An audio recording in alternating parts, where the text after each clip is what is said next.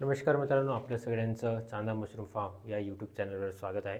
तर आजच्या व्हिडिओमध्ये आपण बघणार आहोत की जे काही आपले मशरूमचे बॅग्स आहे ते आपण भरले आहे आणि त्यानंतर इन केस जर आपल्या मशरूमच्या बॅग्समध्ये जर अळ्या येत असेल किंवा काळे काळे डाग दिसत असेल जे की अळ्यांचे ज्याच्यापासून अळ्या तयार होते किंवा अळ्यांचे आपण अंडे म्हणू शकतो, अशा प्रकारचं काही तुम्हाला दिसत असेल तर ते कशा पद्धतीने आपण नष्ट करू शकतो त्याबद्दल आजचा व्हिडिओ असणार आहे. जर आपण या चॅनलवर नवीन असाल किंवा या चॅनलला आपण सबस्क्राईब केलं नसेल तर चॅनलला सबस्क्राईब करून घ्या, जेणेकरून तुमच्यापर्यंत नवीन नवीन व्हिडिओ मशरूमबाबतचे किंवा जे काही रिअली फॅक्ट आहे जे आपण मशरूमची फार्मिंग करताना आपल्याला प्रॉब्लेम येऊ शकतो त्याबद्दलचे सगळे व्हिडिओज मी या चॅनलवर अपलोड करतो. म्हणजे की या मशरूम फार्मिंगमध्ये पहिल्या दिवशीपासून ते आपले जे काही समोरचे एक्सपिरियन्स आहे, जे काही आपल्याला अनुभव येणार आहे, जे काही आपण चुकी करणार आहोत त्या सगळ्या गोष्टी तुमच्यापर्यंत पोहोचवायचं आहे, जेणेकरून तुम्ही ते चुका किंवा चांगला अनुभव तुम्ही घेऊ शकाल आणि कुठल्या पण तुम्ही चुका न करता चांगले मशरूमचे उत्पादन तुम्ही घेऊ शकाल. ठीक आहे, तर आजच्या व्हिडिओला आपण सुरुवात करू. तर जसं मी तुम्हाला सांगितलं की मशरूमच्या बॅगला आपले अंडे लागलेले किंवा मग अळ्या वगैरे दिसत असेल तर ते कसे नष्ट करायचे. तर आपले सध्या डेमो पर्पज म्हणून आपले काही बॅग्स आहे. काही बॅग याच्या आधी पण लावले होते, काही बॅग याच्या आधी पण लावले होते, बट ते बॅग आम्ही काढून फेकले. आम्हाला हा उपाय माहिती नव्हता. आता आम्हाला तो उपाय माहिती झालेला आहे, त्यामुळे आता आम्ही तो उपाय करून बघू, त्याच्याने खरंच आपल्या अळ्या नष्ट होतात की नाही बघू. आता सगळ्यात आधी तर हे जे तुम्ही काही काढा काढा बघत असाल हे सगळे अंडे आपण म्हणू शकतो याचे, अळ्यांचे. आता मी ट्राय करतो की तुम्हाला अळ्या दाखवू. अळ्या आता दिसत तर नाही आहे, बट अळ्या आहे असं नाही की नाही आहे. हे बघा,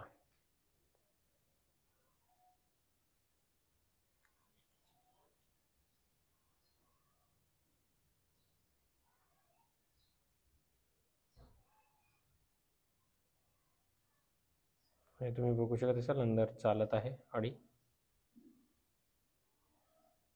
पांढऱ्या पांढऱ्या अळ्या. तर अशा प्रकारच्या अळ्या इथे लागली आहेत. तर हे अळ्या कशा पद्धतीने घालवायच्या त्याबद्दल आता आपण प्रयोग चालू करू. ठीक आहे, तर या प्रक्रियेसाठी आपल्याला 3 वस्तू लागणार आहे.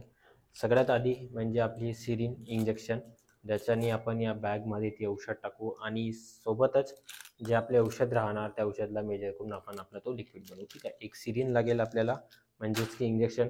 दुसरं लागेल एक नीम ऑइल, कडुलिंबाचं जे ऑइल असते ते तुम्हाला घ्यायचं आहे. आणि तिसरं घ्यायचं आहे तुम्हाला सायफरमेट्रिन.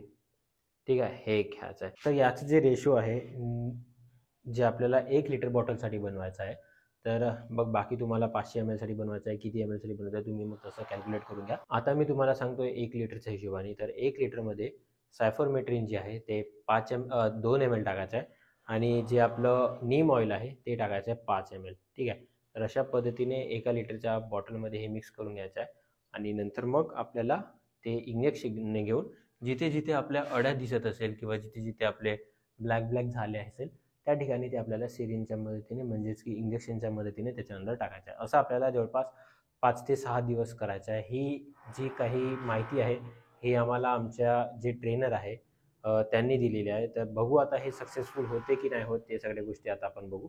तर आपण आजचं आता हे जे औषध बनवायचं आहे त्याला आपण सुरुवात. तर सगळ्यात आधी आपण काय करू, आपली हे 750 ml ची बॉटल आहे. तर या बॉटलमध्ये आपण पाणी भरलेलं आहे 75%. त्यानंतर आपण पुन्हा भरू आणि हा आपला नीम ऑइल आहे. तर नीम ऑइल आपल्याला टाकायचं आहे 5 ml. तर आपलं 750 mlचं बॉटल आहे, तर आपण त्या हिशोबाने आपण 4 ml किंवा 4 ml पेक्षा थोडंफार जास्त याच्यामध्ये टाकणार आहोत. तर हे आपण आता ओपन केलं आपलं नीम ऑइलचं. हे बघा सील पॅक आहे. याच्यातून आता मी पूर्ण काढणार नाही, मी हे पूर्ण असंच राहू देणार, यालाच बारीक गड्डा करून आणि याच्यातून हे ओढणार आहे. आपल्याला हे 4 mlच्या जवळपास घ्यायचं आहे. एक काम करतो, आम्हाला हे कॅप दिलेलं आहे, या कॅपमध्ये काढून घेतो आधी मी.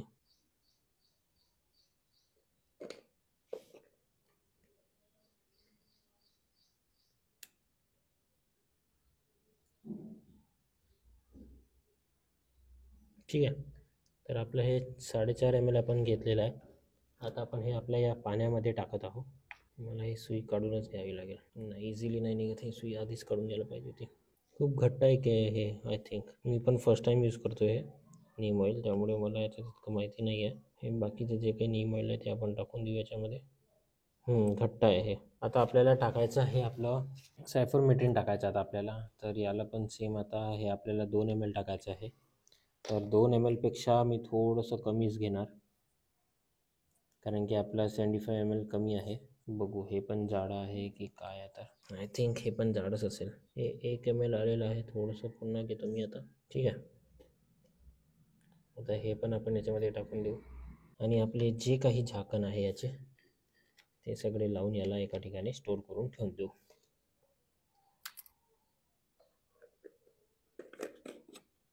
आता एकदा मी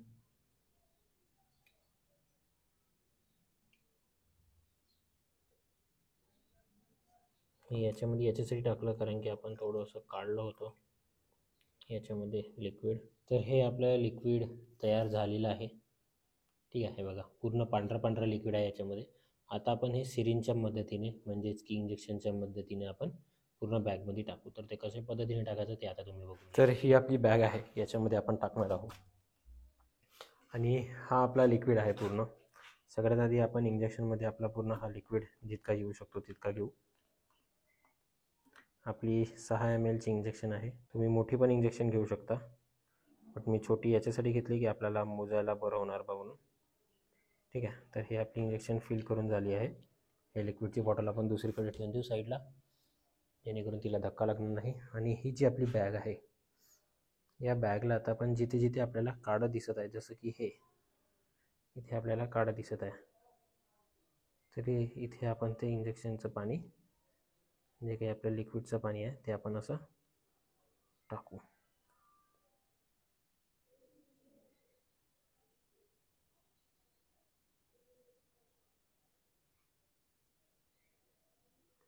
म्हणजे याच्यातले जे काही अळ्या वगैरे असेल ते मरणार.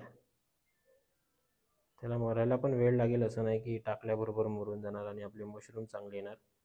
हे आपलं एक्सपेरिमेंट आपण करून बघतो याच्यामध्ये. आता खरंच हे प्रॅक्टिकली पॉसिबल आहे की नाही आहे, कारण हे आपण दुसऱ्यांच्या सांगण्यावरून आपण हे करतो आहे. जसे की आमचे ट्रेनर आहे त्यांच्या सांगण्यावरून मी हे करतो आहे, पण आपल्याला माहिती नाही की खरंच हे आहे की नाही. त्यांच्याकडे पण हे कसं आधी आलं नव्हतं, हे फर्स्ट टाईमच आहे त्यांच्याकडे पण. म्हणजे माझ्याकडे आलं म्हणजे त्यांच्याकडे आलं, सेम एकच झालं ते. आणि पहिल्यांदा टाकून झालं, आता हे दुसऱ्यांदा टाकतोय मी.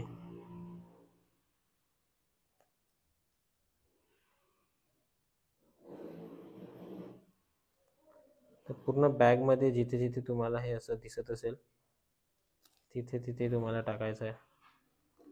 पॉसिबल होत असेल तर ग्लव्ज लावून करा. आता सध्या माझ्याकडे ग्लव्ज नाही आहे, त्यामुळे मी असंच करतो आहे. बट हां, हात चांगल्या पद्धतीने धुवून घ्यायचे, याच्यानंतर हँडवॉश करून घ्यायचे, नाहीतर आपले हात इकडे तिकडे टच होणार. आणि व्हिडिओमध्ये माझ्याकडून चुकीने एक बोलण्यात आलं की या बॅगला आपल्याला 50 ते 60 गड्डे करायचे आहे. बट पॉसिबल होत असेल तर स्टार्टिंगला तुम्ही 20 ते 25 गड्डे करा, मॅक्स टू मॅक्स 30 गड्डे करा. त्याहून जास्त गड्डे करा नका, कारण की मग ते जास्त अशा पद्धतीने बॅक्टेरियाज वगैरे असेल तुमच्या एरियामध्ये, किंवा काही पण फंगस वगैरे असेल, किंवा तुमच्या रॉ मटेरियलमध्येच असेल, तर ते त्या याच्यामध्ये जाऊ शकतात. त्यामुळे जितकं कमी गड्डे ठेवाल स्टार्टिंगला, म्हणजे तुमचा डेमो होतपर्यंत, एकदाचं तुम्हाला समजलं की नंतर मग तुम्ही तुमच्या हिशोबाने त्याला गड्डे करू शकता.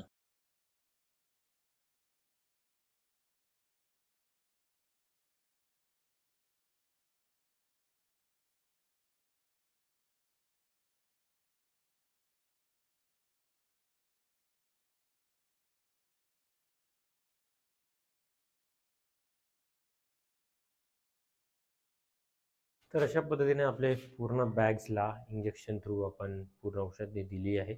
आता बघूया याचा रिझल्ट काय निघते आणि काय नाही निघत. तर जसं मी बघितलं की इंजेक्शन टाकल्याबरोबर अळ्या एकदम धावायला लागतात आणि नंतर मी टच केलं तर ते मरून जात आहे. म्हणजे जेणेकरून की आपल्या इंजेक्शननी जर आपण दिलं तर आपले जे काही अळ्या ते मरून जाणार. हा आपला आहे आणि त्यानंतर आपले मशरूम जे मायसिलियम आहे ते स्प्रेड होणार आणि मग आपले मशरूम निघणार. अशा पद्धतीचं हे मला थोडंफार वाटत आहे. बघूया याचा काय रिस्पॉन्स येणार आणि काय नाही. जर नाही निघाले चांगले रिस्पॉन्स तर आपल्याला हे बॅग काढून फेकायचं आणि दुसऱ्या याच्यामध्ये करायचं आहे. आता हे जे याच्यामध्ये एक तुम्हाला सांगायचं आहे, अळ्या का बरं येतात? तर अळ्या येण्याचे 2-3 कारण आहे. एक म्हणजे की तुमचं स्टेरिलायझेशन प्रॉपर झालेलं नाही आहे, त्यामुळे पण अळ्या येऊ शकते. दुसरं की जसं आम्ही गवंडा वापरला, तर गवंड्यामध्ये जे काही गहू आहे ते गहूचं प्रमाण त्याच्यामध्ये होतं त्या गवंड्यामध्ये आणि ते गहू स्टेरिलाइज झालेले नाही आहे प्रॉपर, म्हणजेच की आपला कुटार प्रॉपर स्टेरिलाइज झालेलं नाही आहे. हा एकच त्याचा दोन्ही याचा एकच त्याचा परिणाम निघतो. तिसरं म्हणजे की आपण ज्या टेम्परेचरमध्ये, ह्युमिडिटीमध्ये किंवा ज्या कुठल्या रूममध्ये राहत आहोत त्याच्या आजूबाजूला बॅक्टेरियाज वगैरे आहे, जेणेकरून ते उडून मग त्या बॅगवर बसत आहे आणि जे आपण सुईने गड्डे करतो त्या गड्ड्या थ्रू त्याच्यात अंदर जात आहे बॅगमध्ये आणि मग त्याच्यामध्ये अळ्या होत आहे. हा 3-4 त्याच्यातला काही निष्कर्ष निघू शकतो जे आपण बघू. म्हणजे ह्या 3-4 काही गोष्टी आहेत ज्याच्यामुळे आपले बॅग्समध्ये बॅक्टेरिया म्हणून बॅक्टेरियाज येत आहे आणि त्यातून मग अळ्या जर्मिनेट होत आहे. तर या सगळ्या गोष्टीच्या मागे काय एक्झॅक्ट रिझन आहे ते तुम्हाला मी नेक्स्ट व्हिडिओमध्ये सांगू. कारण आम्ही याच्यानंतर कुटार जो आहे आपला कशाचं, तर सोयाबीनचा कुटरमध्ये आम्ही लावून बघणार आहोत. जर त्याच्यामध्ये पण सेम रिस्पॉन्स जर येत असेल तर मग आमच्या करण्यामध्ये काही ना काही गडबड होत आहे. जर त्याच्यामध्ये नाही आलं तर मग या गवंड्यामध्येच काही ना काही प्रॉब्लेम आहे असं आम्ही समजू. ठीक आहे. तर होप करतो की तुम्हाला हा जो व्हिडिओ आहे थोडा माहितीशीर वाटला असेल आणि तुमच्या कुठल्या पण बॅगमध्ये अळ्या नाही आले पाहिजे याची मी अपेक्षा करतो. इन केस जर येत असेल तर तुम्ही ही प्रक्रिया यूज करा. 6-7 दिवस तुम्हाला ही कंटिन्यू करायची आहे आणि त्यानंतर तुमच्या बॅगमधले सगळ्या अळ्या नष्ट होणार. तर भेटूया नवीन व्हिडिओमध्ये नवीन टॉपिकसोबत. जर तुमच्यापैकी कोणी सबस्क्राईब नाही केलं असेल तर चॅनलला सबस्क्राईब करा, जेणेकरून तुमच्यापर्यंत असे नवीन नवीन व्हिडिओज, प्रयोग किंवा जे काही तुम्हाला अडचण येत असेल मशरूम फार्मिंगमध्ये ते व्हिडिओ आम्ही तुमच्यापर्यंत पोहोचवू आणि तुमचा सपोर्ट मिळेल अशी मी आशा करतो आणि या व्हिडिओला मी इथे संपवतो. नमस्कार.